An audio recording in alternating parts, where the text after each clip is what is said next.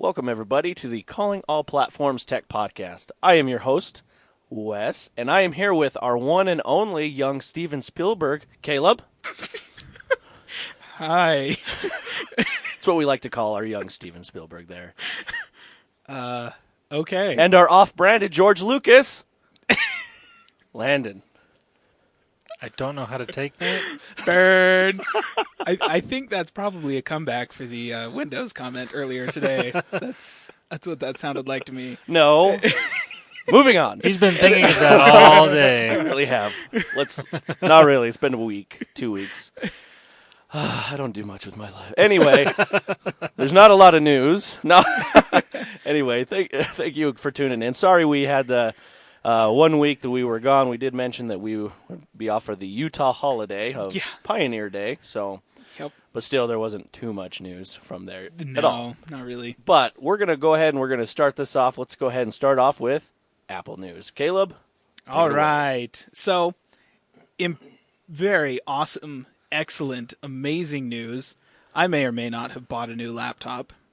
What? May not? New to me laptop. It's over a decade old. But it's one of the few body styles of Apple computer that I didn't already have. Is it the one that's like mine? No, it's like yours except aluminum instead of the polycarbonate it's the Pro. plastic. Yeah, no, Power. Oh, Because it's the pre-Intel generation, so it's a Power Mac G4 aluminum, 17-inch. The thing is a monster. I remember when they made 17-inch laptops. I loved those things. I wanted one so bad. It's a beast. Is it heavy? It's aluminum. I mean, guess not. It's older, so it's heavy, but it's not as heavy as the word 17-inch power laptops make it sound. But it's I want density. Monster. It's a monster. I guess I can just go buy a Windows laptop and get some density there. A new one now. Yeah. Yes. Go buy a gaming laptop. Or I could buy another Surface Pro 3. Those things are heavy. That's true. They're thin though, but they're super heavy. No, mine's pretty heavy. I didn't really realize that until I started holding like an iPad or something. I'm like, oh dang. Yeah, that's yeah. But anyway. But yes, I am insane. Can I ask why? Why?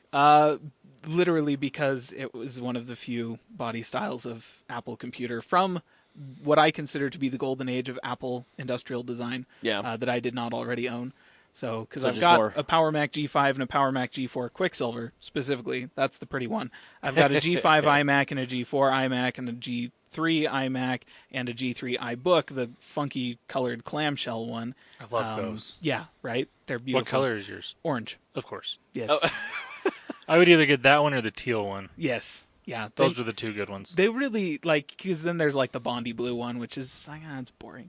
But no, so Bondi blue. I've got all of those, and, I have an aluminum MacBook Pro that's a unibody aluminum one, but I didn't have the one before that, which is, they weren't unibody, they were made out of aluminum, and the whole body is aluminum, but it's, screwed together in kind of weird places. Yeah.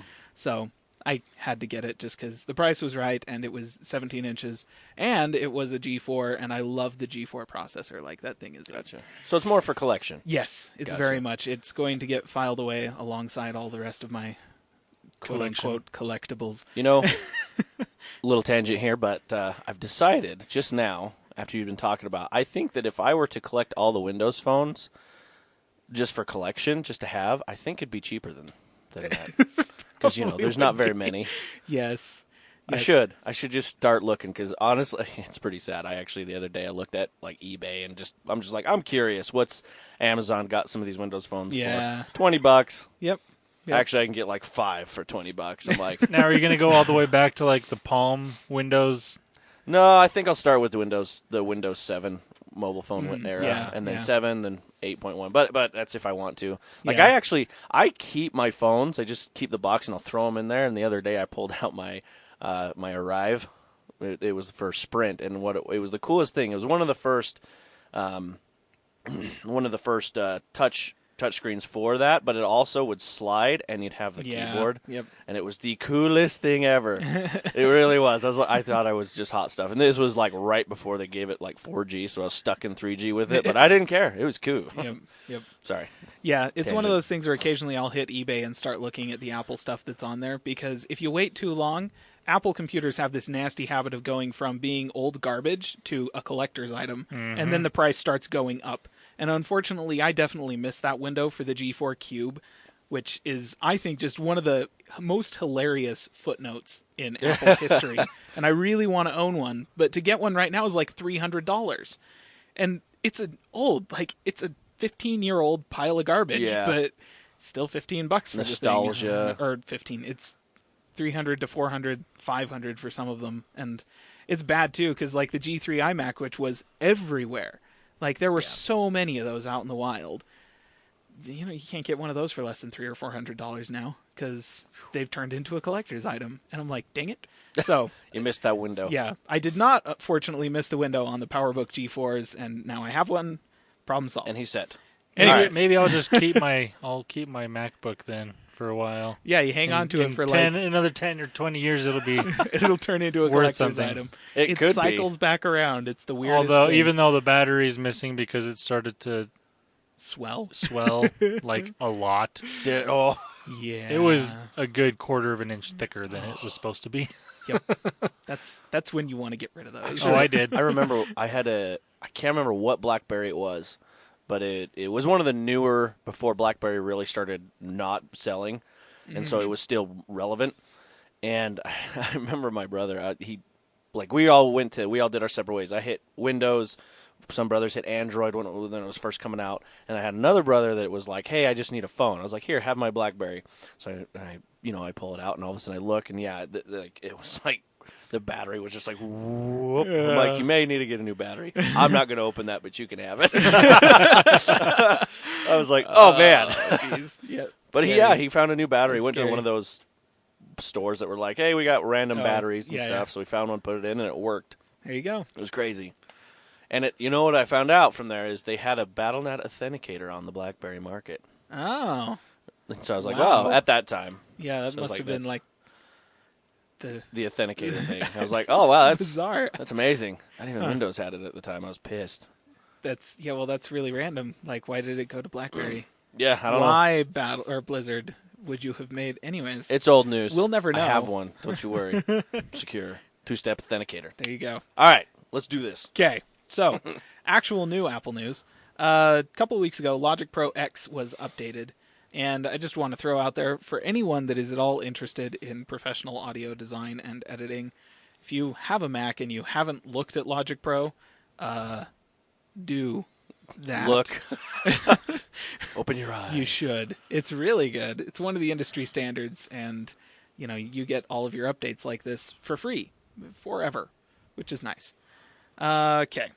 They just make the assumption that you're going to be buying Apple hardware in order to use the thing, and that's where they make their money from, so they don't actually charge you for updates and stuff to the software. Well, does it work on non-Apple hardware? Nope. Didn't think so. Exactly. But that's their incentive, for anyone that always is just like, man, Apple hardware is so expensive, but if you're using Apple software, you don't have to pay for the software, ever. And that's really nice. It helps offset the hardware cost a little bit, and it's something that, gives an Apple a good incentive to continue to make good software, is the fact that, that's how they sell their hardware. Right. So there's that.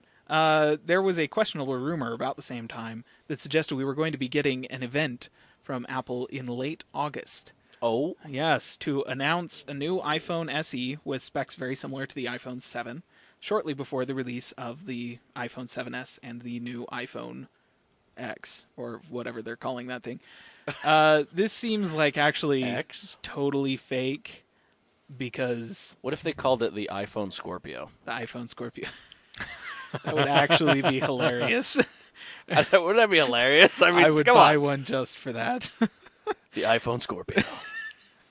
I would buy one. They could sell... just because. Yeah. Okay. That would be hilarious. But... Sorry. Go ahead. So, I doubt that event's going to happen, just because it would be way too close to the main iPhone show, which is in September. So like early September too. Usually. Yeah, if they were going to announce a new SE, it would probably be with the iPhone event. Either it would have happened a month ago, or it will happen in September with the main iPhone event. So it's a bizarre rumor if you've heard that. Although I would be very happy if they made an updated SE. Oh, yeah. Not that the current one's bad, because it's a fantastic phone for the price and for what it is, but a new one would be well, that same price with updated internals. I don't think anybody would complain. So I think there's actually a good chance they are going to update the iPhone SE. I think it has been a popular enough model that they see value in that. Now, what I think they need to do is also update the camera and the Touch ID sensor. Yes. Because it's got the second gen. No, the first. Does it have the second or first gen Touch ID sensor? I think it's the second gen. Is it the second gen? Because that's what we're on right now, actually. Oh, no, it's the first gen. We're still on the second gen. I think it's the first gen, which works great, but is a little bit slower than the second gen.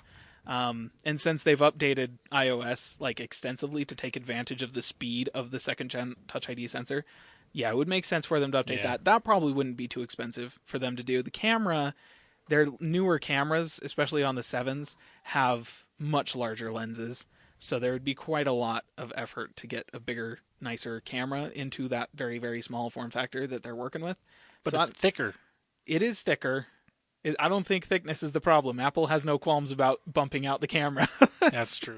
They don't have that problem. It's the diameter of the lens that I think would cause issues. But who knows? I think it's likely that we will see an updated iPhone SE. I think it's extremely unlikely we will see it at the end of August. More likely sometime in September with the rest of the iPhones. So with I was listening, and for people that aren't on the iPhone train here. Oh, yes. Yes. The SE. The SE is currently it has the internals of an iPhone 6S. Okay. Except in the body of an iPhone 5S. Now, is this the new one that's coming out, or is this that's what you can currently buy right now? That's what you currently get. Okay. So the idea is with the iPhone 6, Apple released their first big phone. Okay. They went from a 4-inch screen on the iPhone 5S to a 4.7-inch and a 5.5-inch screen on the 6 and the 6 Plus. Okay. And so there were a lot of people that were really upset about the fact that we couldn't have a small screen phone anymore. So they went through a couple of generations of that, and then shortly about halfway through the 6S's life cycle, they released the iPhone SE, which is the exact same body as the iPhone 5S. So it's that smaller 4-inch screen. It's very small. Okay. It's a really good design phone, actually. It's one of my favorite industrial designs for their phones. And they just packed the power and the internals of the iPhone 6S into it. So it's missing a few things like Force Touch doesn't have that. And doesn't have NFC. Yeah. And so it's missing a few of the things, but it has the same processor, has the same amount of RAM, can run the same version of iOS, and that kind of thing. So when we talk about an updated iPhone SE, what we're talking about is them taking that same body, that 5S body, and with the smaller screen, and putting the processor and RAM and everything else that they need from the iPhone 7 so that it will be able to run the same version of iOS as the iPhone 7 until the iPhone 7 is no longer supported by iOS. Gotcha. So it's basically it's a small screen phone for people that really don't like big screens, which is fine. It fits into the pocket a lot better than big phones, and there's a lot of advantages to that. And it's just really nice that Apple actually made one, because Apple's not really famous for doing that kind of thing. Yeah. No. Listening to the crowd. Listening to their customer base and going, yeah, you're right. That does not happen often. Okay. So yes, that's what the iPhone SE is. Another thing, so in the world of Beats headphones, DJ, we got some Balmain Beats. So for those of you, I'm ignoring it. For those of you that aren't familiar, Balmain is like a boutique, like fashion design. I don't even know what the heck. I'm not really into fashion, but anyways, they make expensive clothing and stuff like that. And so they've partnered with Beats to customize a pair of Beats Studio headphones that you can buy, just in case your enormous Beats Studio headphones weren't already ostentatious enough. And they cost like $1,000. So, but all they've changed is the look of it. Anyways, I just had to mention it as one of the most ridiculously overpriced things that I can think of. Just wow. That's it. Okay. I guess if you have a lot of money and you care about the look of your headphones, it's almost as bad as buying an Apple Watch Edition first gen. Yep. Yep. It's almost as bad because those start at like 10,000. So, jeez. Yeah, okay. Yep. At least there you're getting actual gold. Yeah. Like I'm pretty sure that these headphones do not have actual gold on them. So yeah, massive waste of money. Just in case you were wondering. Yeah. Speaking of, I bet it sells out though for the pre-orders. Oh yeah, sure. Well, it's probably because they're only going to sell they're only going to offer like 100 of them. 60. Yeah. Yeah. They'll probably be hand built. So, back to the world of Apple devices turning into collector's items. The iPod, it's officially dead. Well, it is? I mean, it's not technically officially. It's pretty much officially dead. So, a couple of days ago, Apple removed the iPod Nano and iPod Shuffle from their store page. You can no longer buy an iPod Shuffle or an iPod Nano from Apple. This is a couple of years after they removed the iPod Classic from their store page because they could not source the hard drives for them anymore, those little micro hard drives. Yeah. They couldn't source those anymore. And so they stopped selling those. Now they've stopped selling the Nano and Shuffle, meaning that the only iPod left that is produced by Apple is the Touch, which is basically an iPhone that's been neutered. So not actually really an iPod. And, Isn't it just integrated really with your phone? iPhone? You use your phone for everything. And that's kind of the thing is I have a bunch of iPods. I haven't used any of them in a while. Just because, my phone is so much more convenient and it's got an internet connection and I can do streaming and stuff like that. And that's the biggest thing is you can't have an internet connection on these devices. You can't use Apple Music. Yep. So and even if you it's not even so much Apple Music. You can't use Spotify. You can't use YouTube. But they're doing it because of Apple Music. There's so much that you can't do with them in the connected age of streaming music that we're in right now. That they just standalone music players like that don't really make sense. That being said, I really I have some hope that we could see a standalone music player come from Apple that has LTE connectivity and Wi-Fi abilities and stuff like that. That's basically because the iPod Nano that we just got rid of had a tiny little touchscreen with a few little apps on it. They were all built in, didn't have an app store or anything like that. I don't want an app store. I really don't. I think that would be dumb. But if they were to sell me a little tiny iPod Nano for $150 that had 16 gigs of storage on it and a data connection and a Wi-Fi connection so that I could stream music through Apple Music and I could maybe watch videos from YouTube on it and stuff like that. It's just a really, really low-tech entry into the iPhone space kind of thing. That would be awesome. Honestly, it would be great for kids. I think what they're more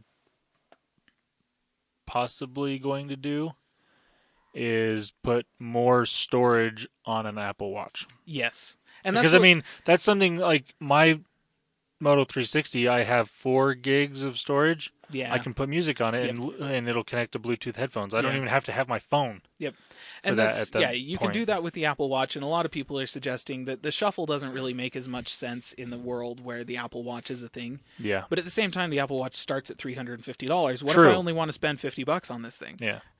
I think that there is a space for it, but they would need to redesign kind of the whole iPod from the ground up to take advantage of, data connection, Wi-Fi connection at the very least, and so you can store your music locally, but you can also stream your music, and hopefully they'd be able to build in internet stations and stuff like that, and you'd be able to use Pandora and Spotify and all these other competing music services as well.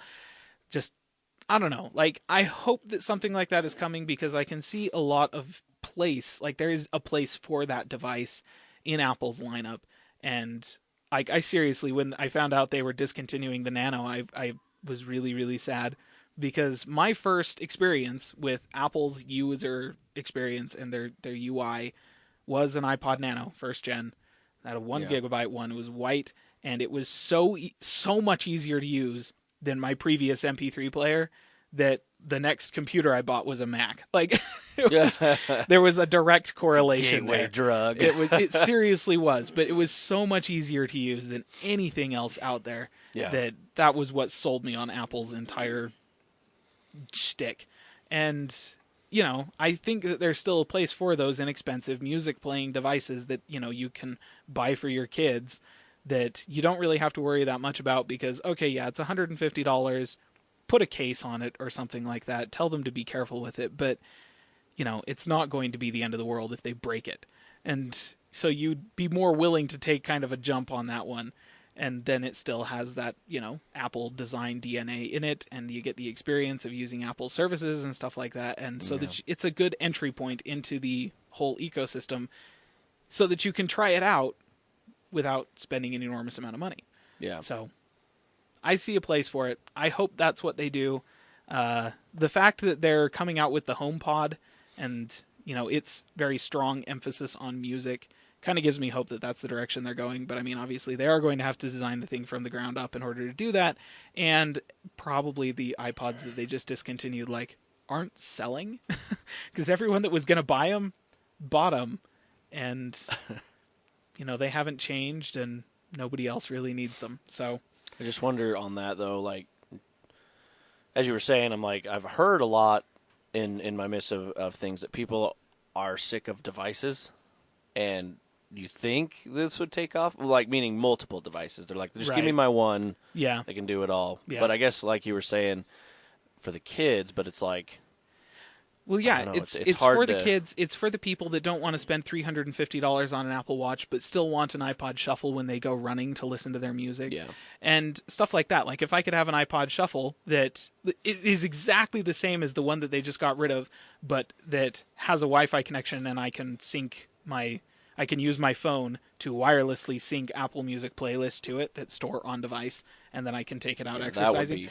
That would be cool. There's definitely places for these things. Just the old devices don't really work like that because you can't store Apple Music on a dedicated iPod. Doesn't let you do that because you don't actually own that music. Yeah, I'd be willing to test something out like that. Whether you were talking about iTunes, but if I'm just theorizing here and I doubt it'll happen. But if they came out with a Groove thing, I'd be I'd love to test it and to try that because that's one thing. When I had my Zune, I had the latest. It was the Zune HD, and it was cool when I could actually wirelessly connect. But I mean, the thing I didn't they gave a lot of warnings saying, "Hey, you can wirelessly do this, but it's going to open a lot of ports to your router. Do you want to still do this?" I'm like, no, but because what it would do, it had to go through the router to talk to my computer to pull the music from the computer, not the actual marketplace. Right. And I think they lost they lost a lot on that because I was like, I wish I could just connect to the marketplace and do that. And so, and did they really see that that's the direction that the music industry was going? I don't know that anybody did. Yeah. Apple kind of staved off going completely obsolete in the iPod world by releasing an iPod Touch that was an iPhone without cellular. And that's, it's everything that an iPhone is. Sold minus the everywhere. Exactly. I remember it exploded. It's huge. And, they've still got that one around. They're probably going to update it, I expect. It's a good entry-level iOS device. And like me and Landon were talking, it's good for developers that are developing apps that don't want to have to, buy a freaking $700 iPhone in order to test their apps on it. That is true. Go buy an iPod Touch. So I think that we're going to see that one stick around. And there are devices out there right now that are connected streaming music players built around Spotify, and I really want to see something like that for Apple Music and all of my iTunes stuff. Because I've got a lot of iTunes stuff. It would be really nice. That would be nice. So, anyways. Yeah. It's the end of an era. The iPod is basically gone, and we'll see if it ever really comes back. But considering it is kind of the thing that gave Apple their big break... huge break. It's got to have a special place in the company's heart. So we probably will see it again. Okay. Other things related to Apple. There is a Steve Jobs opera now running in San Francisco. We'll just let that one hang. I want you to say that one more time. There is a terrible Steve Jobs opera now running in San Francisco. I don't know who decided this was a good idea, but somebody did, and maybe people are paying money for it. I didn't really bother looking into it beyond the existence of this thing. If they throw phones at each other, I might go see it while singing. Yeah, no idea. But I do not like this. Change it. This is probably not something. Wouldn't that be awesome? This is probably not something that's going to become a classic. Come on. What?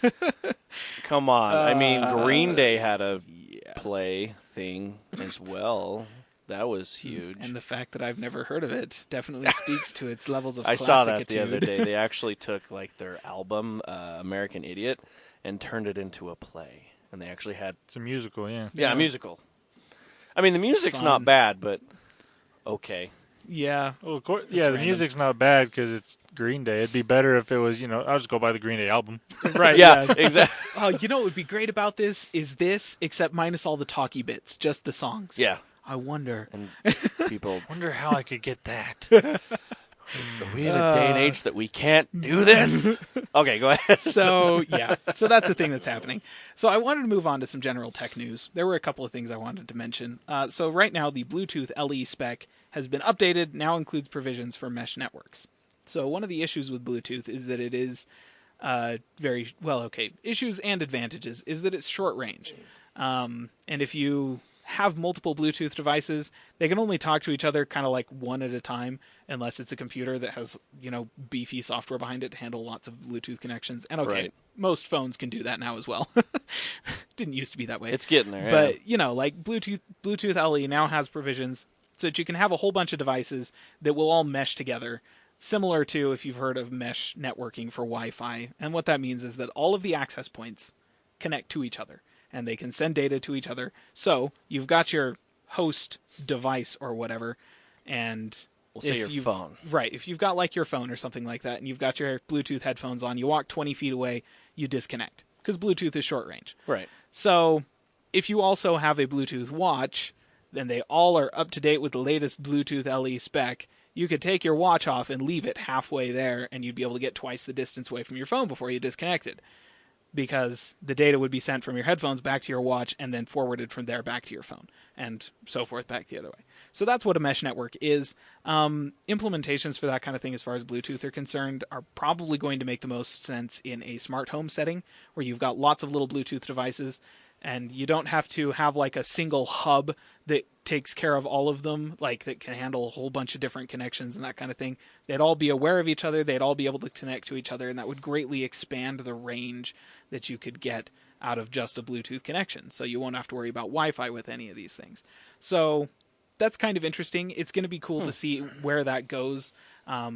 It'll be in the smart home space, I think, where we see that kind of thing cropping up. But I just wanted to mention that it is potentially happening. And so if you've really dismissed smart home gadgets because you're like, to heck, this light bulb has to be within 20 feet of this receiver thing so that I can connect my phone to it, that's the dumbest thing on the planet. You're right. That is the dumbest thing on the planet. It turns out if you just have your entire house wired with these light bulbs, you only need one of them to be within range of the receiver, and the rest will all connect via that one. So that's kind of cool. Yeah, we'll see where that goes. Huh. Also, Snapchat spectacles are now available on Amazon. Next. Finally. Moving on. I need those. Landon was so excited. Although I don't use Snapchat. No. What is that? I wouldn't wear those browsers. Anyways. Yes. Have you not heard of the Snapchat spectacles? Oh, they're a spectacle. I have. They're awesome. Playing my Windows roll over here. Speaking of things that are way behind the times, Adobe Flash. Adobe has officially said that they're going to end of life Flash by the year 2020, meaning they will no longer update or support or anything. And this is kind of like Adobe's last call to the entire internet. Yep. Please stop using this. Because there's so many sites that are still using it. And Microsoft announced that they will stop as well. So they went with that initiative too. Yeah, we're going to stop too. And you know what's really funny about that is people are mad at Microsoft for that. That's really dumb. Yeah, they're like, hey, we're going to stop. And people are like, why would you do that?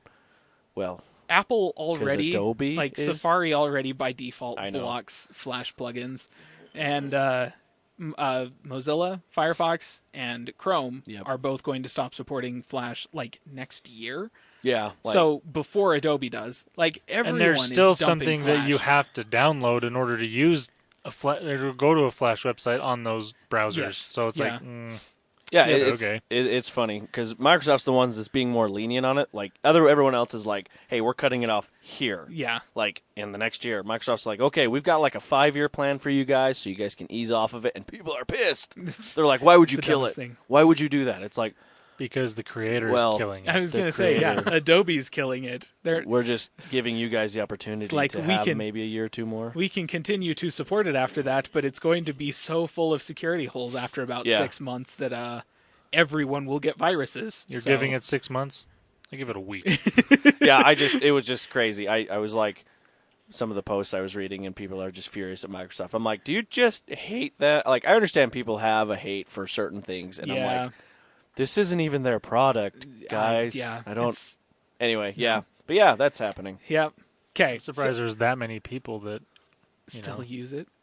Well, still use it, but so you know that there's actually a lot of cartoons that still do it, like animation, like Bob's Burgers. I think they just switched from it.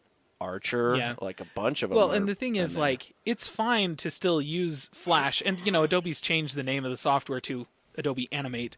Because they want to emphasize that they want to separate from Flash. They want to leave the name it has such a bad because name. Flash has such a bad connotation associated with it. It's like, make your animations in whatever you want. If you want to use Flash to make your animations, that's fine. Export it as a normal video format and then host it via an HTML5 video player if you're putting it on the internet. There you go. Please. Like, that is just the sane thing to do.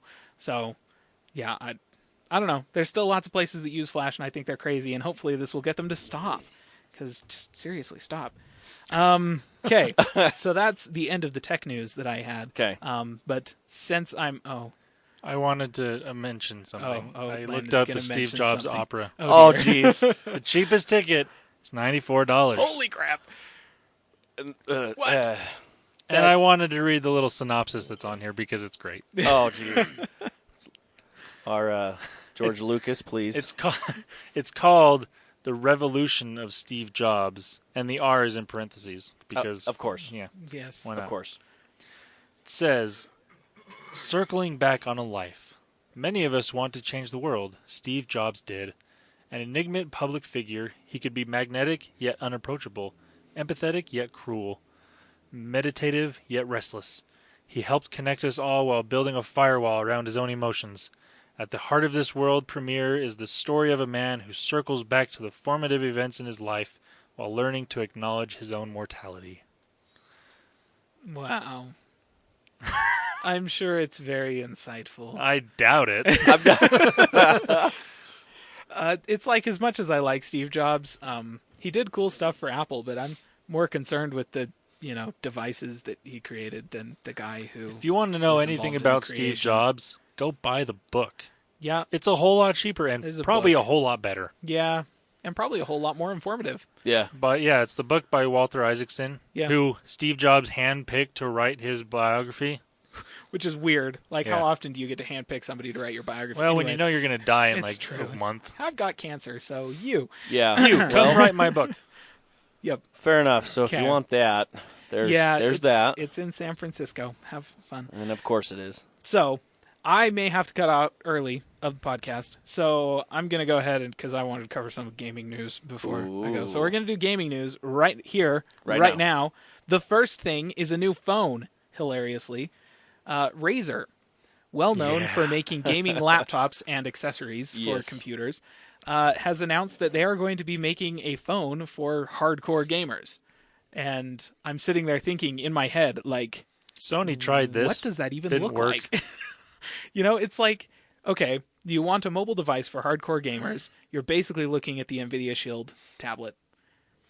Yep. That's pretty much it. Yep. Unless you consider yourself to be pretty hardcore about mobile games, in which case you're probably looking at an iPhone or something like that. No, actually, this is something I'm going to talk about a little later, but the Moto Z2 Force or a Moto phone with the new gaming mod, attachment, which actually looks amazing. To be fair, you can also buy those for iPhones.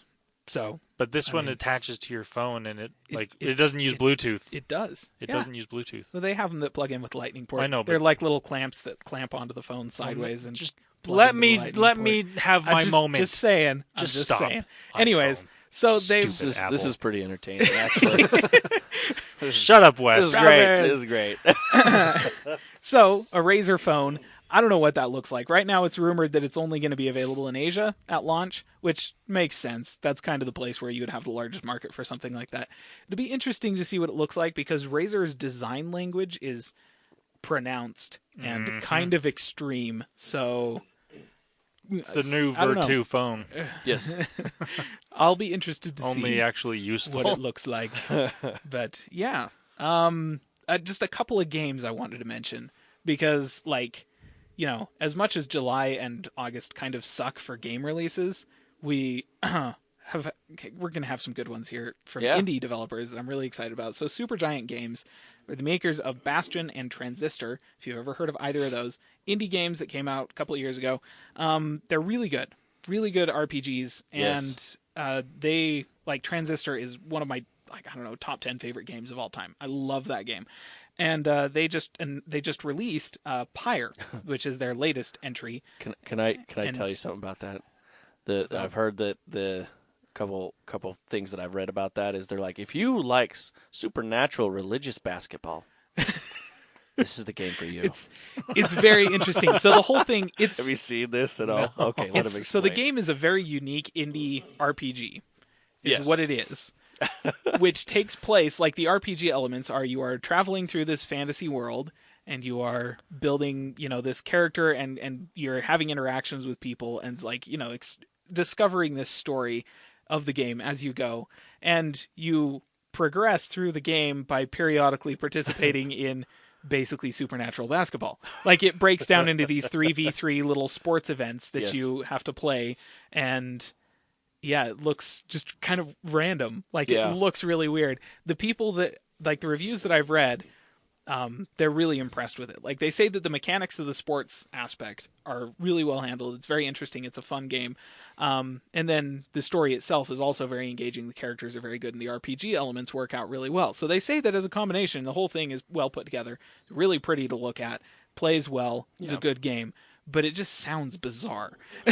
Yeah, if you were to explain to me what it is, I'd be like, no, I don't want to put my money into that. Yeah, well, but it looks interesting. So, you know, but I mean, it's the same thing with Transistor. It's all like you're stuck in this futuristic kind of fantasy sci-fi world that's being consumed by a computer virus, and you have a giant sword that captures souls when you kill people with it. It's weird. Like, that's Transistor, basically. And it's a really good game. Sounds like Reboot. You remember that old show? Oh, I remember Reboot. That was an excellent game. Yes. Or show. Anyways. I heard that what it is, I don't know, were you going to explain what the story was of Pyre? No. So because it's an RPG, man. You don't talk about the story. Well, the basics of what it is. Tell them why. Okay, how do you explain this basketball thing? Well, so it's a rite. It's kind of like a religious ceremony that takes the form of, like, a game that these people play. And you're in, like, kind of an underworld, is what it sounds like. You're in, like, some layer of the underworld, and you're trying to escape from this underworld by defeating all of the rites as you go. So that's kind of the gist of it. And it's, I don't know, it's really unique. It's really weird. Bastion and Transistor were both really unique and really weird, and also really excellent fun. Yeah. So based on the fact that Transistor exists alone, I will be buying Pyre. It's out right now on Steam and PlayStation 4. There might be an Xbox version coming, but the statement from the game developer, from Supergiant Games, was that we really wanted to focus on getting the PC version and the PlayStation version right. More platforms might be coming. We don't know. We're not really talking about it or thinking about it right now. Based on the fact that Transistor is available on PC, PlayStation 4, Xbox, Mac, iPhone, and Android, and Apple TV, like, you can get that thing on every platform. Yeah. So based on that alone, if Pyre turns out to be financially successful, then I'm sure they will develop different platform ports for Pyre as well.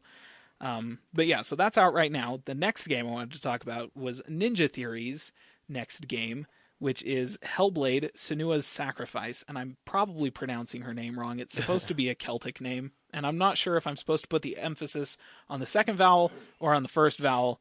So it's Senua's, or I don't know. Anyways, looks amazing. So this game is like, if you look at the trailers for this game, you think to yourself, holy crap, that is a huge AAA action game, like massive budget Dark Souls style like combat, and just like, that's what it looks like. Mm-hmm. It's actually straight up an indie game. There is no big publisher involved with it. It's just Ninja Theory as the studio building and then distributing the entire thing. And Ninja Theory has done AAA game development before. They're responsible for Heavenly Sword, Heavenly Blade, back on like the PlayStation 3. And then for the Xbox 360, they released Enslaved Odyssey to the West and another game that I can't remember. The sequel to Devil May Cry. DMC, Devil May Cry. Yeah, that one. So they've done AAA game development before, and so they have that experience, but they don't like working with publishers. And so they wanted to try and get away from the whole publisher-centric thing, so they built their own game. It's got AAA looks. It's not as long as a AAA game. Doesn't have nearly as much content as a AAA game, because obviously they're on a budget. But it costs half as much as a AAA game. Yeah. So, it's really kind of an interesting thing to get this game that looks like it has AAA production values. It's a little bit shorter, a lot cheaper, and just developed by these people that have and maintain complete creative control over the whole thing from start to finish.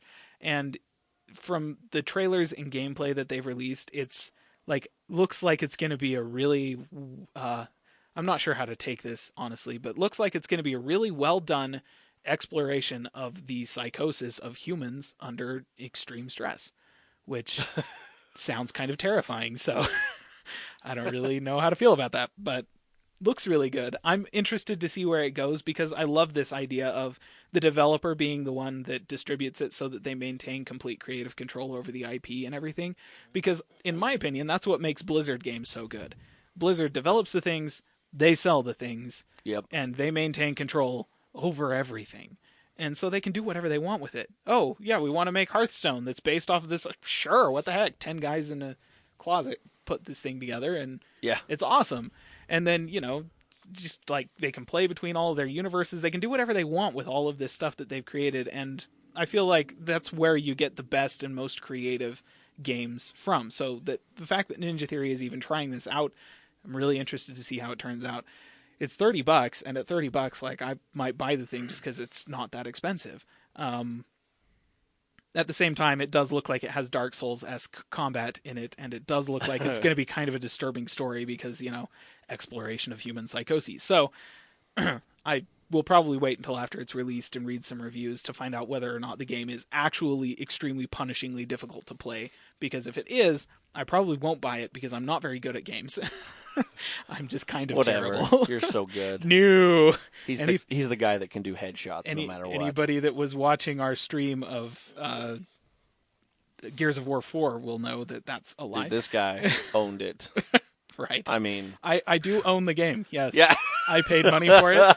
I owned the game. Now I have an idea. I can make you feel real good about yourself and your gaming skills. I'll play with you sometime. We'll get you on there, yes.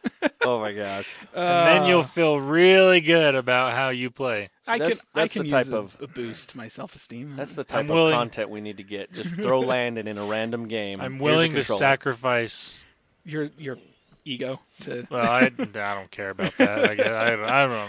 I guess, yeah, whatever. Yeah. Yep. So that's the stuff that I wanted to talk about. That's awesome. A couple of indie games that I think look amazing. I'm really excited to see what happens with them. And a Razer phone, because those words just happened. Fair enough.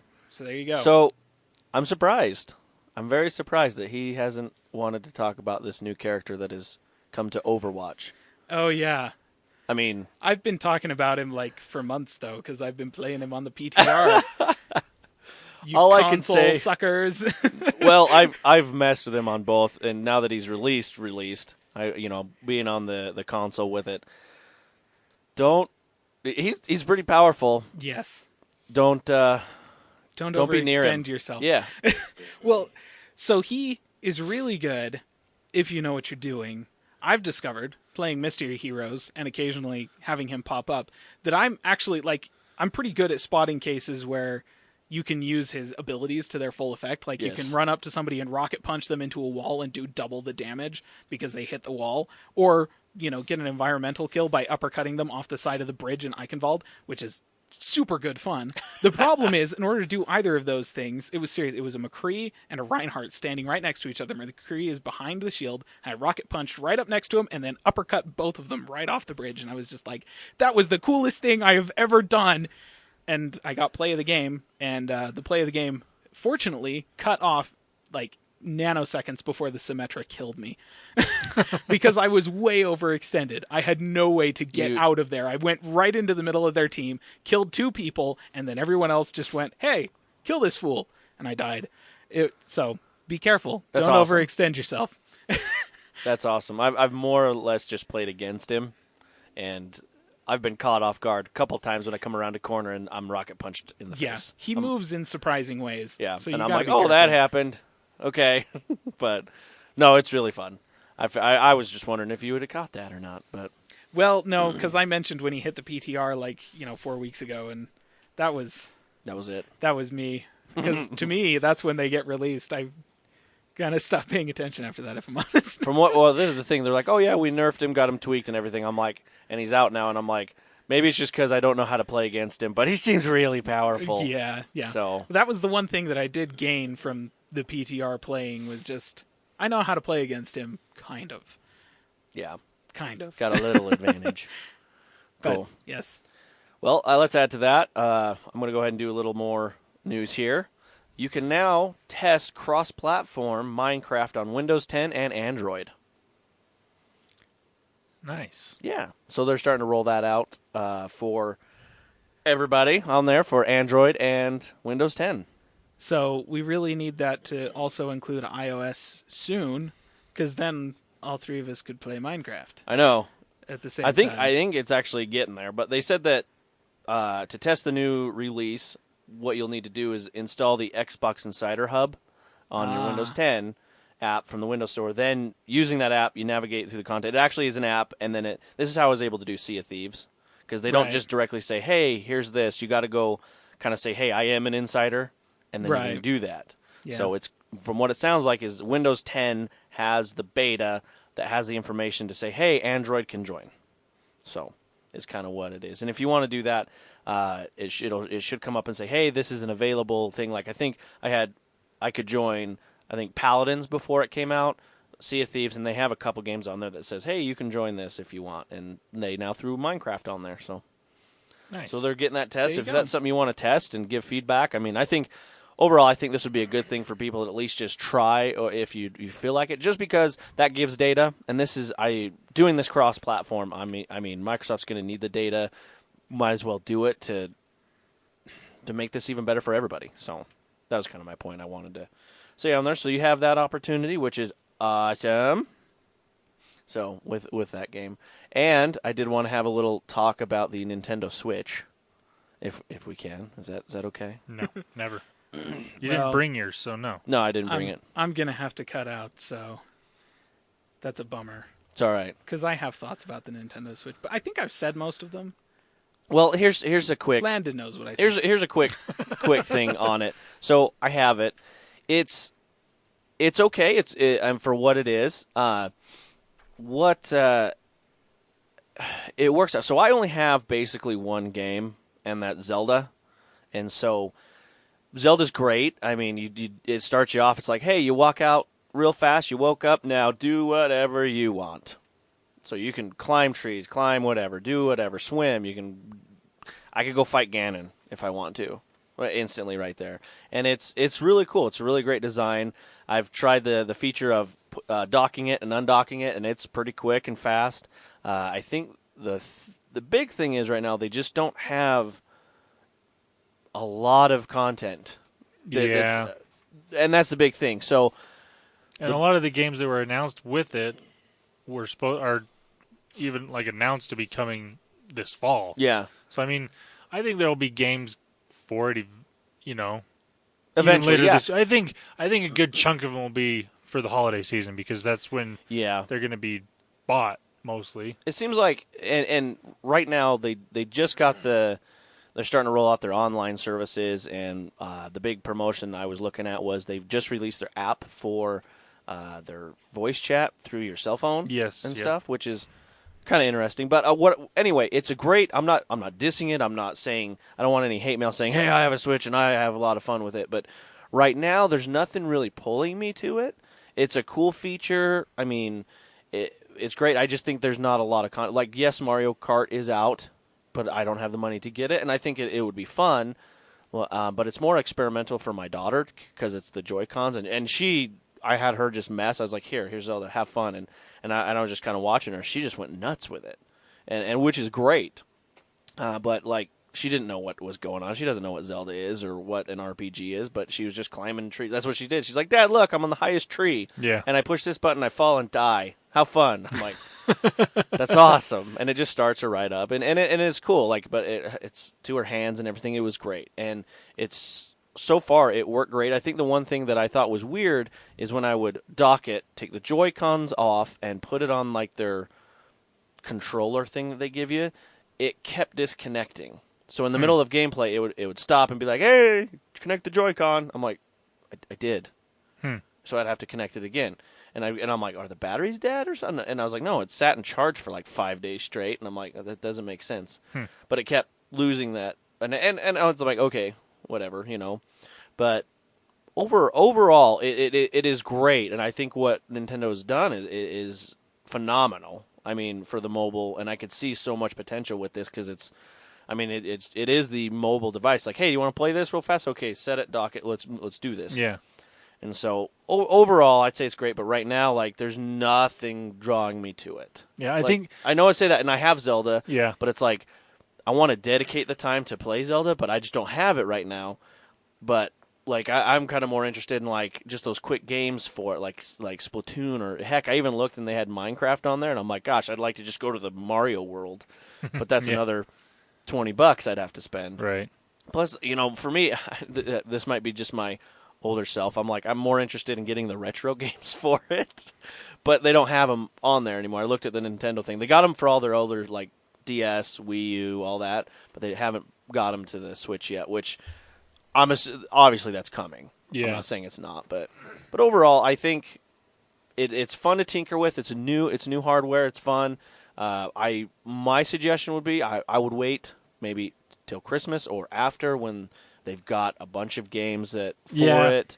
It's and like there's going to be more games obviously this holiday season, but at the same time, a lot of stores are going to have bundles with these games, and it's going to make the games and or the console cheaper.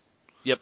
And I think to your point, like there's nothing for it right now. There's 2 or 3 games, but that was the issue with the Wii initially. Yeah. But the benefit to the Wii is there was more original content. Like it came with the Wii Sports and Wii Play and stuff like that. And Mario came out too. And those had a lot of mini games inside of them, which were fun.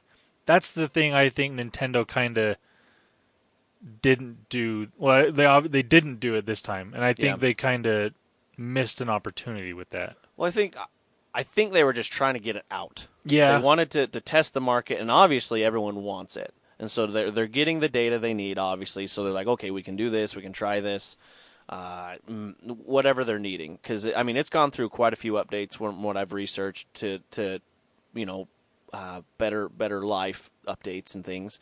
And like I said, I'm not dissing it at all. It's a great system. It's great, but it's very basic right now. Yeah.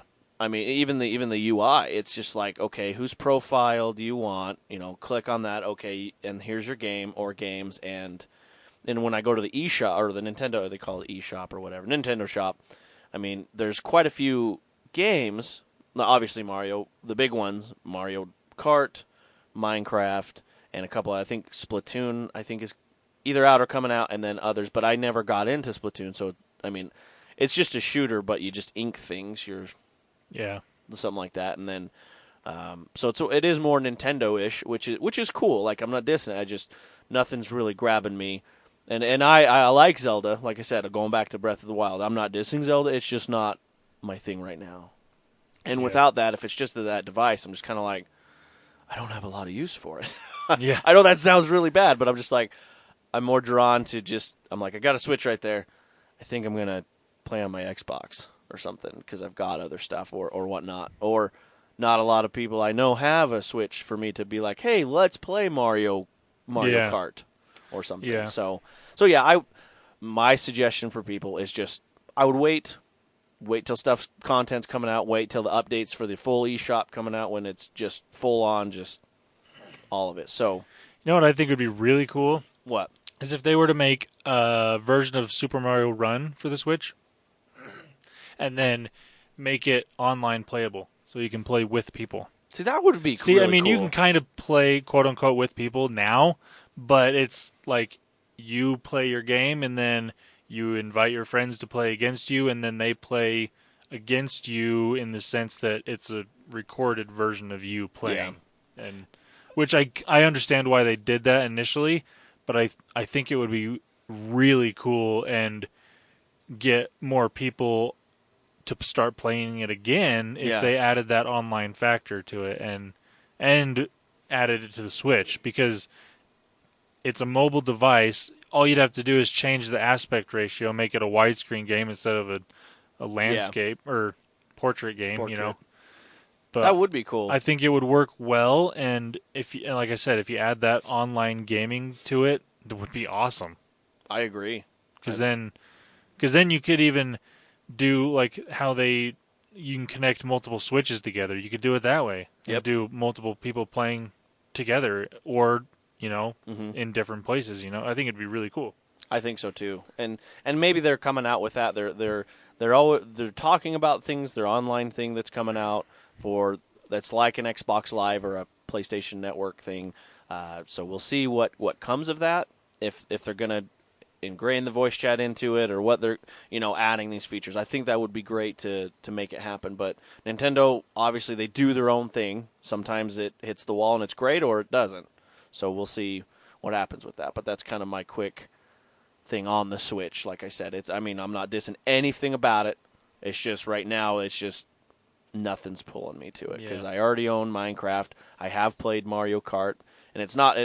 I like Mario Kart, but it's not like I'm not gonna pay $80 right now for it. Yeah. Because it's got to be the Mario Kart Deluxe that has more stuff, I guess. But anyway, yeah. So anyway, but that's what I had with that. So we'll have to have Landon try it out and see what he thinks when I bring it. Jeez, you slacker. Anyway, I guess we're talking about that. So Phil Spencer, the head person for Xbox, I'll call it head person, but he had announced that the FCC, they got everything taken care of for, we'll call it Project Scorpio, Xbox 10, or Xbox X, whatever you want to call it. They got that. So now they're just lining it up to announce it, so people can now pre-order and they can purchase the Xbox X, which it should be today or 3 days ago. I don't know. Just so let me order it. But no, that's exciting news. What the speculation is, I think it's Gamescom that they may want to announce it and be like, hey, you can now pre-order, go. Because I guess Gamescom is August 17th? It's in August. So this next month, in a couple of weeks, is what I'm assuming they'll want to do like a big, guess what? You can do it now, and then everyone will hop on, crash the servers, and yeah. So that's great news. So that's coming out. I've heard nothing but great stuff about it. People. The only thing I've heard for is just more of just trolls and haters for well, I'm never gonna have a 4K. This is kind of stupid, blah blah blah. And it's like, then don't buy it. Yeah. if you'd rather have the S, then have the S. I don't know. Anyway. So stop whining. Stuff is happening for, games in general. If you are a gamer, whether it's PC, PlayStation, Xbox, heck, even mobile phones. There's a lot of things coming out. And if you're a fan of any type of genre, you got fantasy, you've got sci-fi, you've got everything. Star Wars. Things are coming out, and you're going to enjoy it. So awesome. Yes.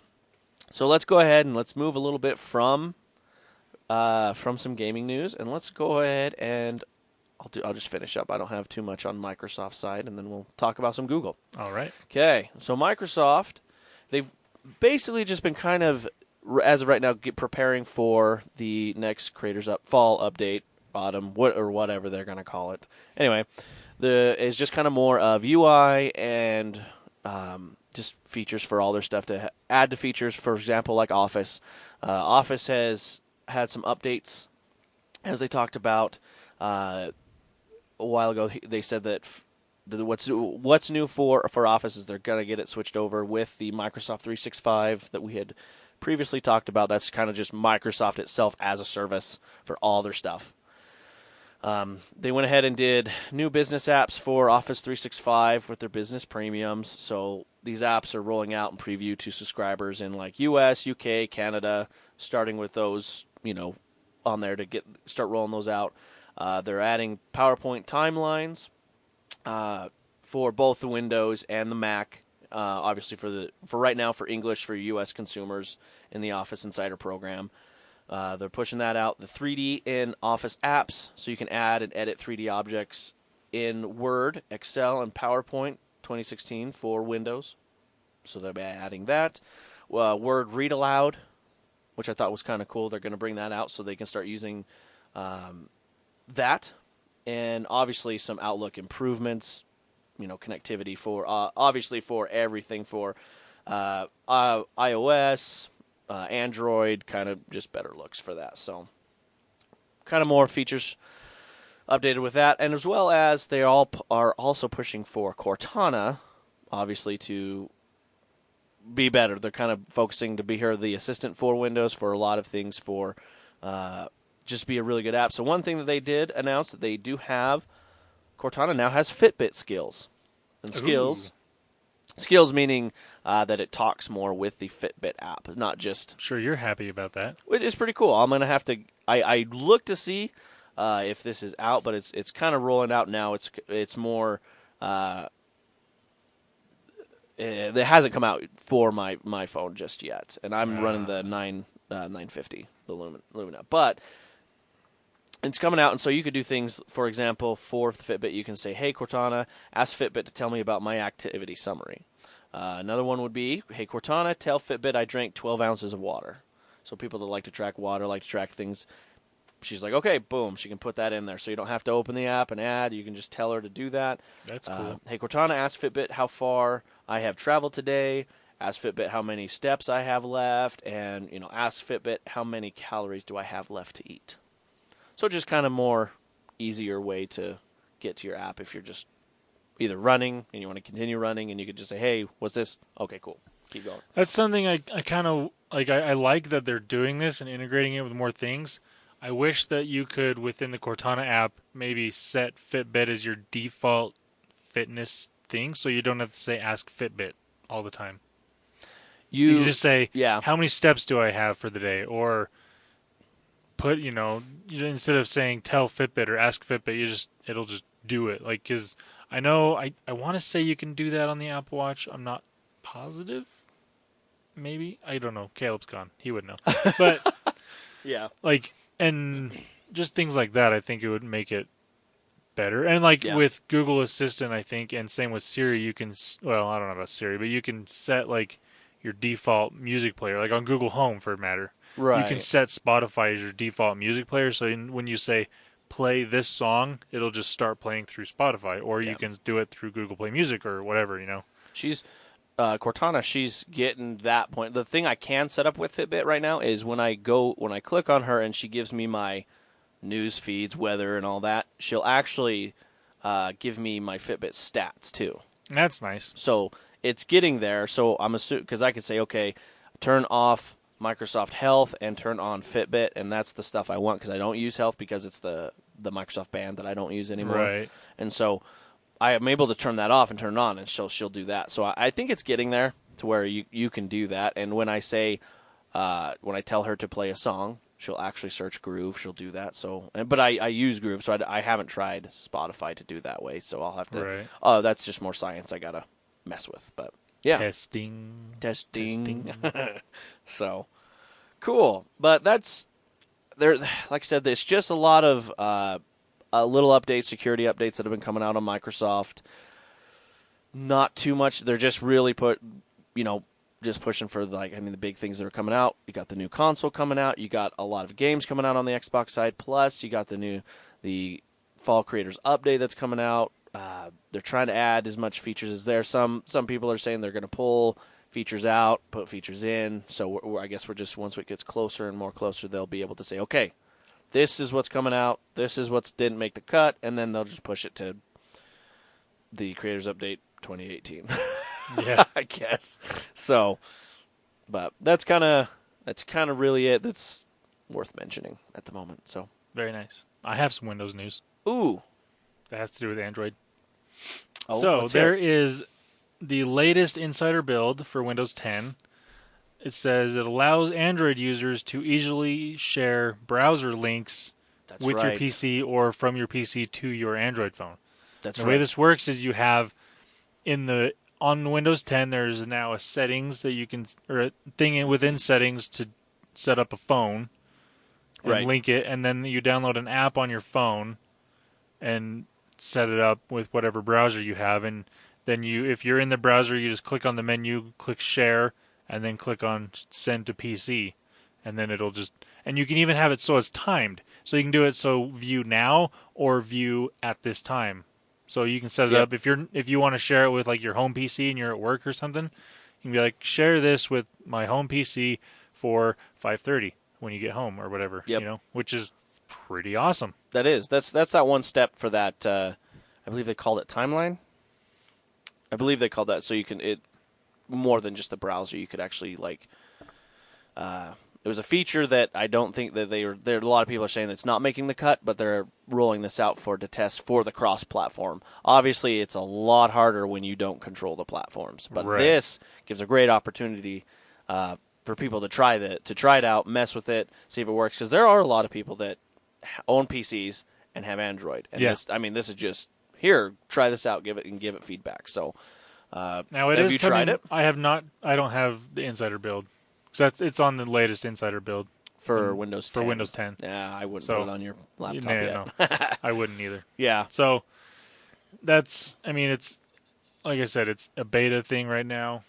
It is coming to iOS sometime. I would assume probably in another insider build. I would assume it is, because it's going to take a lot. I feel like it'll take longer for stuff like this to get to iOS, just because that's how Apple is. They got to test it and make sure it works, and where Android's a little more lenient, they're kind of like, sure. Yeah. So, yeah, it's a really cool thing. I did remember reading about that. So, yeah, I thought that was kind of cool. It is. Now, just some regular Google news away from the Windows stuff. Anyways. It's a bad thing. Not necessarily. Not all the time. Not all the time. Just sometimes. Just when that blue screen. I mean, what? Just kidding. All Anyways, so for anybody that has been following tech for a while, you've probably heard of Google Glass. Mm-hmm. It is now back, kind of. Let's hear it. It's now, they have a new edition. It's the Google Glass for Enterprise. And it's only available to like businesses or different things like that. It's a slightly different, it's a little bit different hardware. It's foldable now. I think it works better with prescription glasses, or it has more, or something like that. It has more options for it.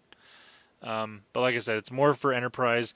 It's for companies that want some sort of heads-up display right there. And that's kind of what Google... I mean, it wasn't set for that when they initially launched it. It was more of a consumer... Well, they wanted it to be a consumer product.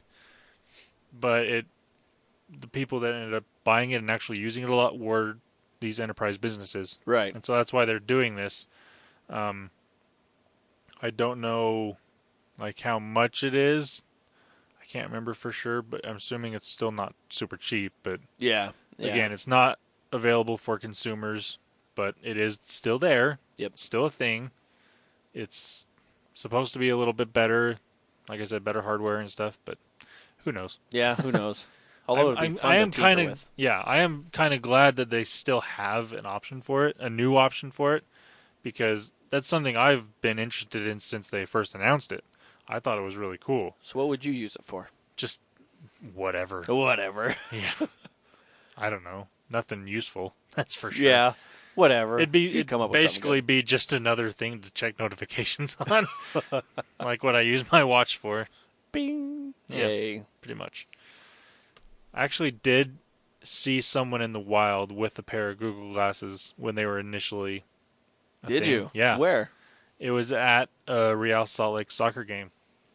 I was walking into the stadium, and I just saw someone running by wearing... It looked like they probably worked for the stadium or something, but they just went by really quick, and I wanted to stop him and be like, hey, let me see those, but he was going too fast. That's awesome. Yeah, I hadn't seen it. The only time I actually saw somebody, well, okay, I didn't see it physically, but I thought the cool thing is when Christopher Lloyd it was a while ago when he drove up in a DeLorean wearing Google Glass. Oh, yeah. Yeah. Yeah, I remember that. That was great. But I have never seen it actually without in real life. Yeah, that's the only time I ever have. That's pretty cool. Yeah. So, like I said, Google Glass, still a thing. I wonder, try to think, why would someone use it in a business setting other than notifications? Have they said there's what different things that you can, like if, I'm trying to think of the examples they were using. Because it doesn't work like how HoloLens does, where it is augmented reality. It's just a screen, it's just a heads-up display. Yeah. So, like, if you need maybe, like, a print or something right in front of you, or notes, or just little things like that you can have right there. And it's also a communications device. So instead of having your phone within reach or something, you can just talk to the headset and it'll send a message or communicate that way or whatever, I guess. That's cool. Yeah, I'm not entirely sure all the different use cases for it, but yeah. That'd be interesting to develop for. Yeah, I would. I would throw like Doom on there. Doom 95. I wouldn't be surprised if it's there. Sorry. Because everyone puts Doom on everything. ATM, I mean, yeah. It's amazing. Yeah. Anyway, go ahead. Other Google-specific news, the Android O Developer Preview 4 is now available. All right. And from what I understand, this is basically everything that's going to be there. And it's fairly stable. The final release should be coming within a couple weeks, is what we're hearing. Okay. And the Easter egg changed on this one. That's the biggest thing. Oh? It did used to be just a big, giant orange O in the middle of the screen. Okay. Now it's a floating octopus. Like you can tap on it and move it around. If you don't do anything with it, it just kind of floats to the top and moves around. But that is awesome. It's kind of funny because it's an octopus, so it's O. Yep. It's Android 8.0, so it's got 8 legs, tentacles, whatever. I love creativity. It's pretty awesome. That's great. Oh. Everyone's still assuming that it's going to be Oreo. I'm hoping that's the case. Although I'd be fine if it ended up being, if they changed it from dessert theme like it's always been to something else, just because the further down the alphabet you get, the harder it's going to be to get a dessert themed letter. This is true. Because you're going to end up with things like nougat, which are stupid. And I'm hoping that's why I really hope they do go with Oreo, because there's not a lot of things that start with O. No. I mean, you could do orange. But that's not a dessert. It's a sweet treat. And that's like nougat. It's not dessert. Oh, yeah, true. Or Kit Kat is a candy. Lollipop, just things like that. But, yeah. Oreo's better. Oreo's far better. And that's why, they did it with Kit Kat, so why can't they do it with Oreo? It's true. You could do Oreo double stuff. Yeah. Just extend it. That would be Android 8.1. Yes. Android 8.1 Oreo double stuff. We could go down the line on this. This would be amazing. Google, contact us. We'll give you names. As long as it's not the Oreo Thins, because that's just a waste of an Oreo. That would be like that's the just Windows a cookie. version S. I dissed myself. Awesome. Yes. I'm hopping on the bandwagon. It's about time. Moving on. So, YouTube Red and Google Play Music, Google has said that they are going to merge, which I find interesting because they kind of are. Because if you have a Google Play Music subscription, you get YouTube Red, or vice versa. Interesting. Yeah. I don't know how this is what they're gonna do with it. If it's gonna be like one app or just one service instead of making it kind of confusing the way it is now. I am not sure. They just have said that they're going to merge. So Red's the thing that you can stream. YouTube Red is basically getting rid of ads on YouTube, and there's also some exclusive content and different things like that. Okay, can you? Is it actually streaming like TV or no? Or just yeah, it is. Well, kind of. They do have YouTube TV, which is a different thing. That's like okay. that's YouTube TV is Google's competitor with like Sling and things. Yeah. It's like actual TV. Yeah. Whereas YouTube Red is just YouTube without ads, and there is some original content that they have. Well, like what? Do you know? Just I think maybe some shows and music and different things like that is exclusive to it. I don't know. Just wondering. Okay. Yeah.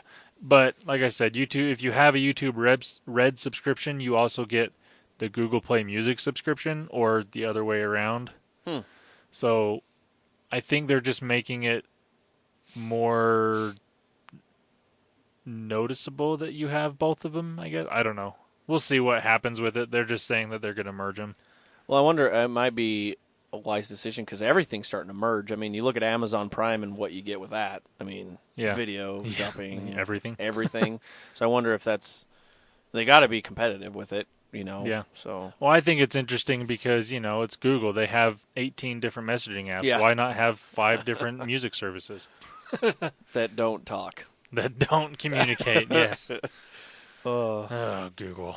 You're crazy. Speaking of Amazon, though. Amazon. Jeff Bezos is now the richest person. He passed Bill Gates as the richest person in the world. About time someone did. Yeah.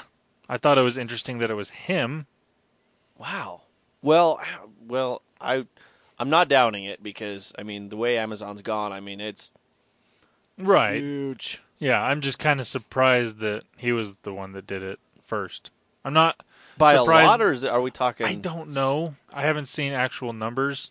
I've just seen that he's now richer than Bill Gates. I'm going to say, well, Bill Gates has not been working for how many years now? So it's about time someone caught up. But he still owns, doesn't he own like part of Apple, most and of Microsoft.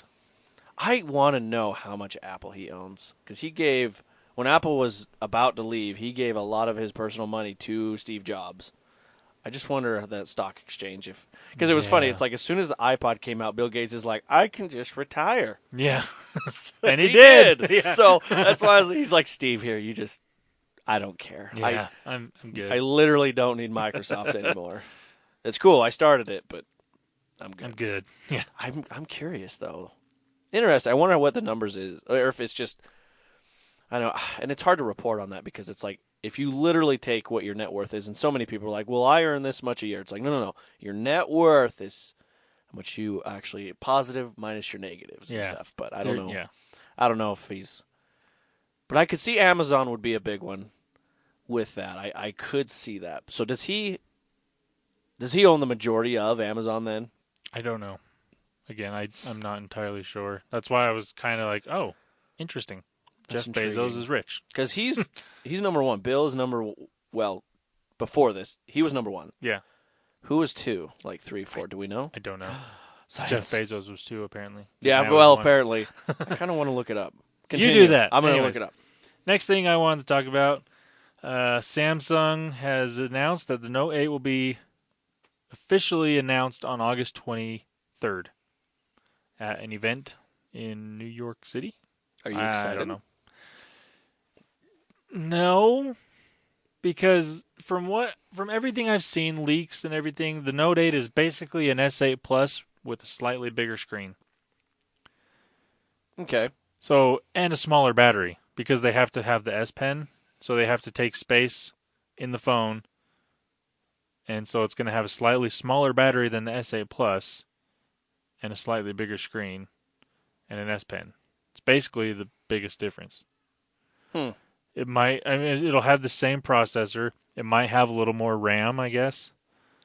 But yeah, I don't know. I'm not too excited about this one. I'm sure it'll sell well because there's a lot of people that like the Note phones. Yeah. And because it has the S Pen, but the biggest pull towards the Note used to always be that was the high-end Samsung phone. Not that this won't be, but it's not that much higher end than the S8. So they really not given much to say, hey, the differential, or just... Yeah, I don't. It's going to be the exact same design, just a little bit bigger, and have an S Pen. So there's not a whole lot to differentiate between the three models of phone other than size. And like I said, the Note's supposed to have a smaller battery than the S8 Plus, which to me is a downside. I'd rather have the bigger battery than the S Pen, personally. But I don't use a stylus or something like that. So, yeah, I don't know. Must just have some sort of appeal to a certain niche or something. Yeah, there's a lot of people that really like it. Everyone I've talked to that has had a Note or has a Note really loves it. So, but those people also still don't use the stylus that much. So, like I said, the Note was always, the pull for it was the high specs. Yeah. And where this one's not going to be that much better from the leaks that have come out. Again, we'll find out more once it's announced, but yeah, I'm not overly excited for this. I'm curious. Yeah, we'll see what they do. Yeah. Can I interrupt you? No. I'm going to. Fine. Host. Rude. Host right here. I kicked one of you out. Just kidding. No, so to report on so this is coming from the Forbes website for the world's top billionaires of who's what. As of 7:45 p.m. today, Bill Gates is number one at $86 billion. Warren Buffett, 75.6. Jeff Bezos, 72.8.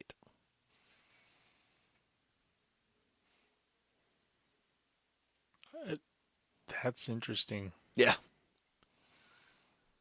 That's today. So he dropped a lot. Yeah. Weird. He's number 3. Interesting. Because as of a couple of days ago, Jeff Bezos was the richest person. I wonder if some sort of stock just inflated than just... Yeah, I don't know. I don't know. I didn't read anything about it. Not too in-depth about it. Just a few things. I don't know. But I just wanted to report on that. Good to I was know. gonna say, Bill, that's a lot of money. Anyway. Yeah. So, another thing with Samsung, Bixby is now live in the U.S. That's right. Not that that's going to benefit anybody. Bixby. Because from everything I've heard, it sucks. Yeah? I've heard people just making fun of Bixby. Yeah, there's that. And it's funny, like my dad, he bought a S8 Plus over the weekend, and I was helping him set it up and different things, and we initially got over into the Bixby set place on the phone, and it wanted to update, and it was taking forever. So we stopped. Like, don't need it. Nah. But it'll be interesting to see how it changes over time. Yeah. Because right now, again, it's so new. There's not a lot, like Samsung doesn't have a lot of data to get it better yet. Correct. So, and with these assistants, that's what you need. That's key, yeah. That's one reason why Google Assistant is so good and why Cortana and Siri are getting so much better over time, And if Google will link all their assistants, man. Just imagine. Dude, yeah. You'd win. Yeah. So. Crazy ideas. Okay. Anyways. So that's like I said, Bixby is live in the U.S., but it's so new that it's not great yet. Hopefully it gets better. If you have an S8 or an S8 Plus, let me know what it's like. Yeah. I'm curious. That'll be interesting. Yeah. I wonder, I bet you could go to like a cell phone store and mess with it. Yeah, but that would kind of, I don't know, that wouldn't be very useful for me because I think like when I use an assistant, I judge it over time because the more you use it, the more it gets personalized to you. Right. And the better it'll work for you. So just going to a store and asking a phone questions is true. And I'm okay with doing that, but yeah, you won't get the best experience. The benefit, at least for me, with these assistants, is what it can do for me over the time I have my phone. Correct. That's right. That's because I don't use the voice feature very much on my phone. So I'd rather have the updates that it can give me or different things like that. Yeah. That actually benefit me. True. And so just playing with it for 10 minutes isn't, for me at least, isn't going to give me a good sense of how well it runs yet. Yeah. So, anyways, moving on. Motorola, as we kind of hinted to earlier, announced a new phone, the Moto Z2 Force. Ooh. Yeah, it's an interesting phone. I'll just go through the specs really quick. It's got a Snapdragon 835, 4 gigs of RAM, 64 gigs of storage with an SD card slot, 5.5-inch POLED shatter shield display. We'll get back to that. Yeah. 2730 milliamp hour battery, so smaller than the previous generation, which I thought was odd. Because they want to sell you a Moto Mod battery pack. True. That's where they're going to make their money. Well, we'll get to that also. Yeah. Because we'll get to that. It's got dual 12 megapixel cameras in the back and a 5 megapixel front camera. That's pretty good. And it also supposedly it comes with a free InstaShare projector mod, which is kind of cool. Oh, that's cool. Yeah, because they probably weren't selling them very much, so they're just going to give those away with the phone, which kind of makes the price of this one a little bit better because it's $800. Which normal. Good hell. Yeah. That's expensive. Whoa. Only $800. But that's not all. How much are these modulars? Depends on the mod. That's true. They did announce a new mod with this phone, the new Moto 360 camera mod, which, rest in peace, Moto 360 watch. Oh, sad day. I love my Moto 360. Anyways, that is $300. Oh my gosh. Yeah, when you can buy a standalone 360 camera that'll work with more phones for the same price or cheaper. But Landon, you know what? I got nothing for it. I was gonna be the yin to the yang, but nope. Got nothing. Nope. Sorry, I got nothing. Yep, nothing. I can't defend that in any way, shape, or form. $300. Holy balls! It's a lot of money. Okay. The phone is going to be available August 10th, is what they say. And the cool thing about it is it's now going to be available on all carriers in the U.S., whereas before it was pretty much a Verizon exclusive. Oh. So that's kind of cool. That is. And going back to the shatter shield display, the POLED, the P stands for plastic. And that's what makes it, quote-unquote, shatterproof. The downside to this is because it's plastic, it's a lot softer than like the Gorilla Glass displays. Yep. It scratches so easily. Like, it's funny because I was listening to a different podcast and they were talking about the review unit and someone had asked them, "Oh, is it scratched?" And he's like, "Oh, I don't think so." Holy crap, it's scratched like crazy.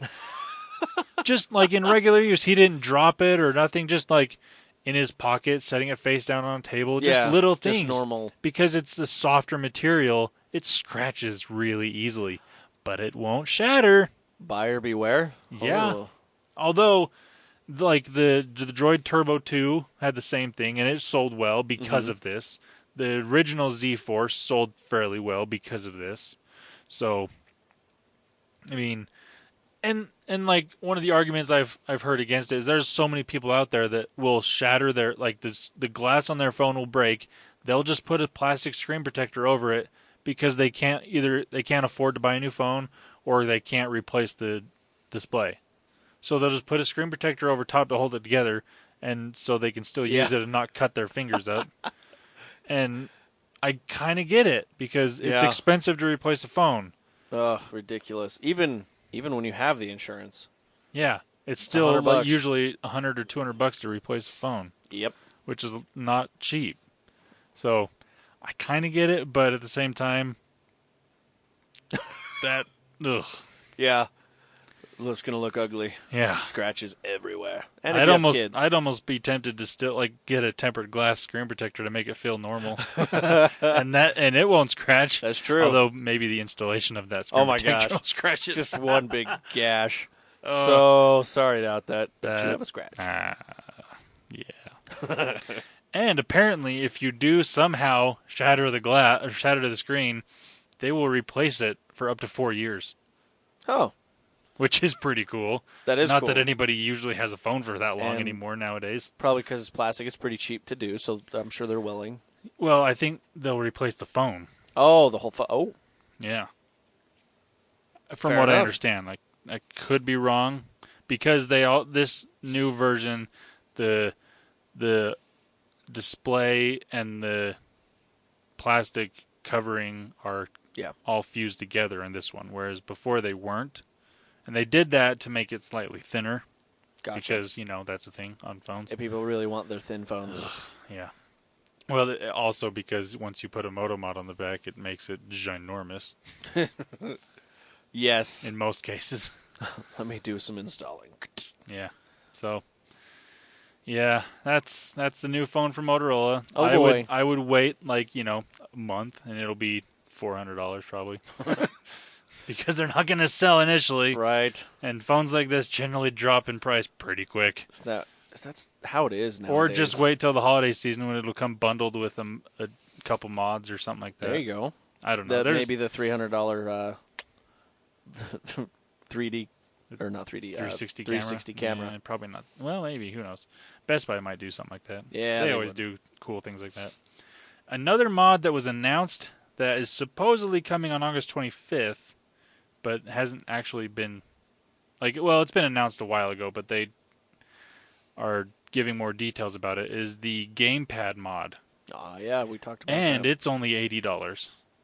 Only?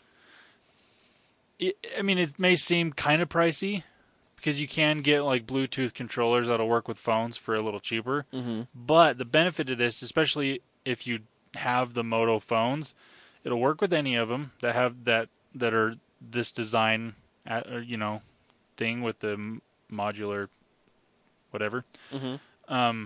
It doesn't connect via Bluetooth. It's kind of like the smart connector on the iPad, the new iPad Pros. It just connects. Or on the Surface, it just connects and it works. Yeah. And from what I understand, it works well. That's cool. And it does make the phone taller, I guess you could say, a little bit thicker. Yeah. But it also has a 1,000 milliamp hour battery in the mod to keep your phone from draining at a relatively decent battery level while you're playing, which is pretty cool. That is cool. Now, here's a question: is there, when you plug it in, I haven't seen it, but does that take the actual charging port? Well, it would cover, because it goes. You put your phone in landscape and it has the controls on either side of the phone, so it does cover the port. So I wonder if that's why they were like, we better. Partially, it may have you have to charge the mod probably at some point in time, so there's probably a way to plug it in if you want to. But that would be kind of awkward. I don't know I don't know where it plugs in. Might plug in the bottom. Might plug in on the side. Who knows?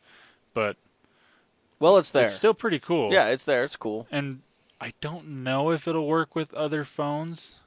Obviously, you wouldn't be able to put it on the back of another phone like you can with these ones, but I want to say it has Bluetooth connectivity, so it might work with other devices, we'll have to find out. But I'm not 100% on that. But it's kind of like, I don't know, I look at it, it's like you might as well buy it for what it's meant for. Because it's like buying AirPods. Yeah. And then not technically you can use them on an Android or Windows phone, but why? Yeah, why? You can't use most of the function of the AirPods with Exactly. them. So that's kind of how I feel with that. Yeah. So I thought that was pretty cool. It is. And that is all the news that I had with Android and Google this week. You're so good. Should we move on to our movie podcast? No. Speaking of, actually, I do have a movie I wanted to mention. Let's hear it. I don't know when it comes out, but it has to do with us because it's gaming. Mm-hmm. It's Ready Player One. Yep. And I'd heard about this, and I thought, well, that's obviously probably some sort of gaming movie. Yeah. And then I saw a preview for it. It actually looks really cool. It looks cool. Steven Spielberg, by the way, is heading that one. That's right. Yeah, it looks pretty cool. It does. I guess it's actually a book. I had heard that. Yeah, it's a book, and he's just doing a rendition. He's doing what he does best, takes a book and turns it into a movie. Yeah. You know, who knows, maybe franchise. But yeah, it looks really cool. It has a lot of 80s themed stuff on it, and so it might just, and obviously that's what the book was, what I hear is what it was for. I haven't read the book, but I think it'd be pretty cool. Yeah. Did you by chance see the Comic-Con trailers of Justice League and the new Thor Comic-Con trailer? I did not. I'm so excited. You know, even for Justice League, I'm kind of, I always hold back, obviously, because of DC. And it's not that the other stuff was bad. I actually enjoyed the stuff that DC's been coming out with, but you know, there's always that speculation. Yeah. But I really excited for Thor Ragnarok. The previews I have seen of that look awesome. Oh my gosh! So you need to see the latest one, and I think that comes out November. Don't quote me on that. I think that's what it was. But Thor Ragnarok looks amazing. The new trailer for Justice League looks really cool. It gave you more things to it because they released a pretty big trailer a long time ago, and then for Comic-Con they released another one. And in fact, there's a Comic-Con only Infinity War trailer.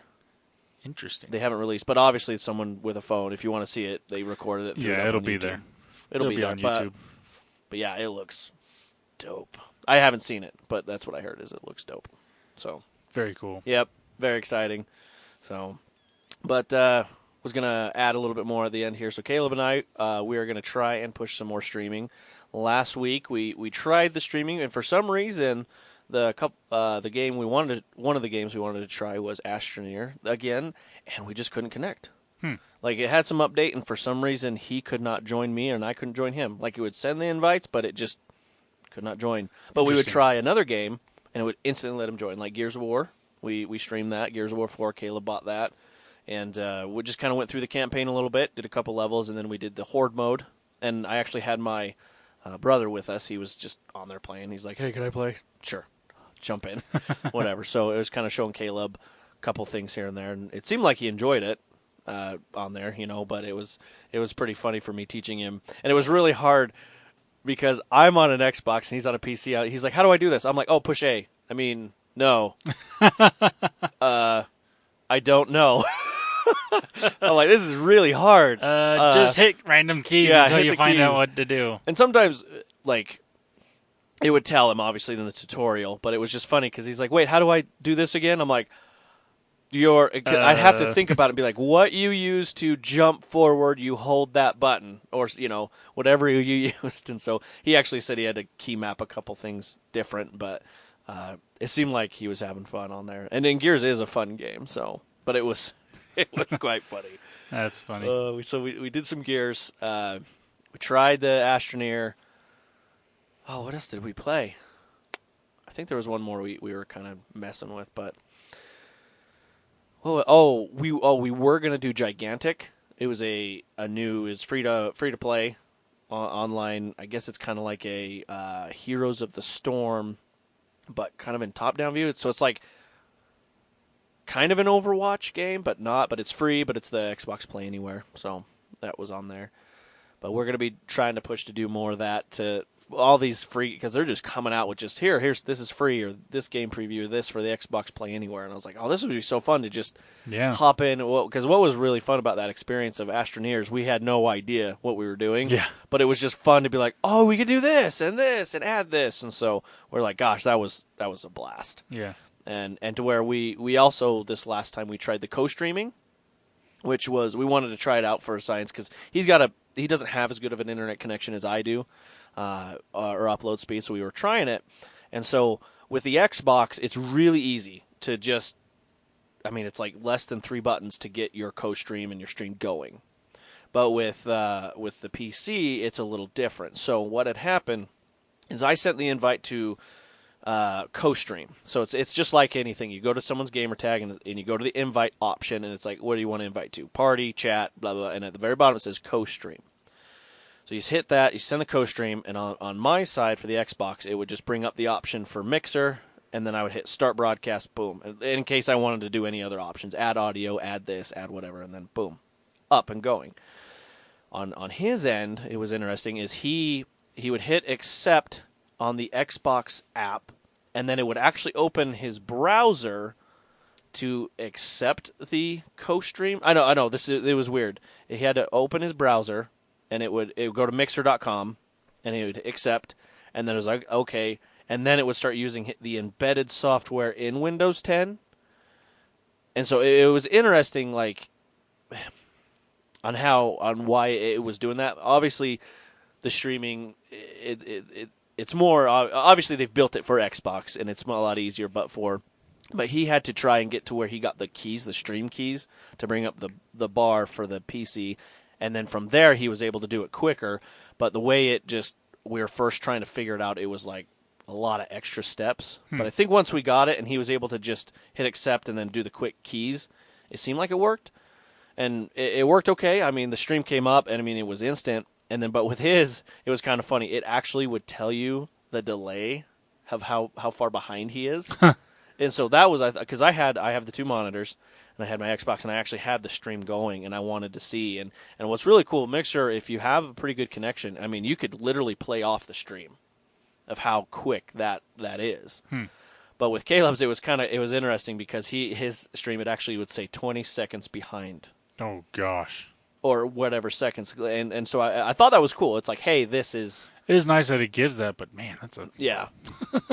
And so it was cool. I mean, once it started going, it worked. And what was really cool is it stayed for... So for PC things, I was kind of curious to how this worked. If it would just stream your screen. So like, say like you had to open that and you said stream, and you've got your Windows... not the game up, but something else, like your game's gone, it actually would still be streaming your game and not your screen. And that I thought was really cool. So that way, if you wanted to go somewhere and you forgot you were streaming and you have some vital information, it's not going to stream that out. That's nice. It'll only go to the game. So even when he had it minimized, it showed the game on the stream, and he was able to move. But it was kind of funny because I could see his mouse though clicking on things, but it was still showed the game. Interesting. So I thought that was pretty cool. I wondered how they would do that, and I just wanted to talk about that a little. And obviously, he's not here at the moment, but he would give more in-depth on his side. I just kind of heard what he was talking about on that. So, I'll have to talk about it a little more next week. Yeah, it was overall it was fun. We had Caleb on there, and then I've been trying to mess with the streaming, and I was playing just a quick game with some brothers, and I had 3 of us streaming, and it was pretty flawless. It was just like boom, boom, boom, you worked. And what was really cool that I thought was great is the one thing I worried about was like, okay, if I click on this co-stream, is all 3 going to be playing the volume? But what it'll do is whoever stream you click on, it will have that volume on and then mute the others. So for example, if him and I were co-streaming and you're like, oh, I want to see the stream, and you click on Caleb, like go to Caleb's channel, it'll go to the channel, you'll see both screens, but it'll keep mine muted and his on. But you can still mess with the features and go back and forth. But I was like, oh, that's cool that it automatically does that, so you don't got like all 3 people like firing and shooting. You're like, I don't know what's going on at the beginning. But so it was really fun. I think Mixer's doing really well, and I was able to do a team stream. So build a team stream. I got enough points for it. So and the team stream, if anyone wants to see it, I called it Hardy Party. Nice. And everyone's invited. So it was funny because I invited all my brothers, and we're Hardy. And then I invited Caleb, or I invited you, and then I was like, I'm gonna invite Caleb. He could be the only non-Hardy. But no, basically it's the points that you get for streaming / watching, and I think it's like 5,000 points you get. And then so you invited me to something? Yeah, it's on the Mixer. You'll probably see Let's see if I get it. Yeah, let's see if you get it. Although, would I have to go to the Mixer Create? I'm not sure. That's interesting. Right now, if I open regular Mixer, it says, oh no, there are no streams here, which is bullcrap. That's interesting. That is interesting. But so basically what it is our team gets points or streams, and then we can start unlocking things as we stream, and we get points, and then it promotes us if we do stuff, and then we'll do that. And so what I'm trying to do as well is get on top of that, if I can get enough points, I want to create another team. It's called the Calling All Platforms team. So it'd be us 3. Why would you do that? Well, because if you can start, because I think it'd be cool. I think I'm really interested in this because if you get someone on the PC that's able to stream, someone on the Xbox that's able to stream, and then you with the mobile stuff, with that, I mean, that would be cool to see, the Mario Run or whatever on there once they get that going. I think it'd be kind of fun and see what else they do. Yeah. So. But yeah, that's kind of all I wanted to report on that for last week. But Caleb and I were going to definitely push for more games like that, and obviously we'll try and push for more of the free because it's free. Yeah. But stuff like Cuphead, I told Caleb I'm going to buy him Cuphead so we can play it together. He's like, I'm not good at platformers. I'm like, I know. This is why we need to stream it. He's like, okay, fair enough, because he actually bought me Astroneer. So I was like, and it was like $20. So I'm like, Cuphead's $20. Perfect. Guess what I'm going to buy you, and we're going to stream it. Because I guess it's like set in the 50s. Have you seen much of? So it's think of old Disney cartoons. It's that aesthetics of that, but it's like a platformer and it's like just chaos. But it looks so interesting. If you ever have time to look it up, you'll just be like, what? It's cool. So. We'll be doing that, but we'll be doing more streaming on there. We're going to try and get more content pushed through that. We'll definitely be doing a lot more of that. So I definitely want to bring that up. So if you want to be on there, chat with us, join us on a stream or join us on the game, we'll get that going. We can create more channels. So if we're in chat for any kind of Blizzard game, we can create channels for the Calling All Platforms channel. Although we'd probably shorten it to be like the CAP channel or something, Calling All Platforms or CA platform, whatever we call it. We'll get that going so we can have everybody together and just play games or do whatever on there. So, very nice. So yeah. Anything else? Nope. Cool. I'm good. Well, thanks guys for listening. We appreciate you, and we'll be back next week. So we'll see you later. See ya.